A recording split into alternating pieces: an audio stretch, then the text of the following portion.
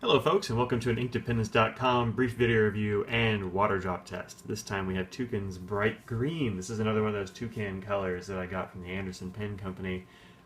Please go and check out the Toucan line at Anderson Pens. Thanks very much to Brian and Lisa for sending this out to me. I've got all of these colors and I'm working through them one by one. Sorry it's been a little slow lately. The semester just started up, so I'm kind of scrambling to keep up. This review and this ink was used in this Lamy Vista, which has got a fine nib on it. We're all pretty familiar with probably how these work. And I think this ink looks a little better maybe on regular paper than it does on this Rhodia. For some reason, I think it might just be a little bit thin, might be the deal. But this is really a nice bright green, as you can see here. Please notice that the top of this is much messier than the bottom. That's because I was trying out the time-lapse feature on this little iPhone, and the position was weird. I don't know, it didn't work out that well. We'll see how it goes. I'll go ahead and post it, and you can let me know what you think. So there you go, there's that. I know YouTube will let me know how they think. So this swatch down here is actually pretty representative. You get a lot of nice shading, dark greens and bright greens, even a little bit of light green here. It shades a little bit lighter on Rhodia than it does on regular paper because it doesn't soak in. I did notice that there was a little bit of bleed through on this one. I'll just go ahead and show you this time. Let's zoom out just a little bit here. There it is. Now this is paper with all the rest of the stuff on there. You see there's orange and sienna and a bunch of other stuff on here as well, but this is bright green, and there's not really any feathering, I don't think. Nah, I don't see any. No real spread, but unfortunately there is just a little bit of bleed through. Not as much as with this olive green, which really came through, or with this lavender pomegranate, which was in a big heavy nib, but nonetheless, you do get a bit of green coming through here. So if that's an issue for you, it might be a problem. Now, I have graded a whole bunch of papers with this ink. I've been grading Blitz lately, and I didn't really see any bleed or anything on those, so it might just be that it doesn't really get along with that Staples 20-pound paper. I don't know why. Alright, so let's look at some ink comparisons here. Zoom in again.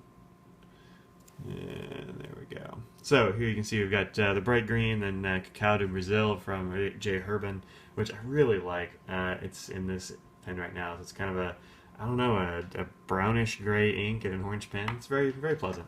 Then Royal Blue, which is not particularly royal. We'll see that one soon. Noodler's Boston Brahmin and Diamine Salamander, which is really, this is one of my favorite inks at the moment right here. I'm really into greens, you can see. I've got a couple of them already here. This is Salamander again. This is kind of a brown green.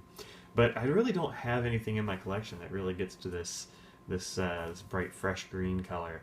I've used a couple of others, like Herbin's Vert Prix, which I didn't like very much at all.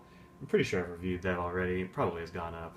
I also didn't like the Caran d'Ache Delicate Green. I think it was a little bit too delicate. But this is more of a grassy, clovery sort of green. So that's cool for me.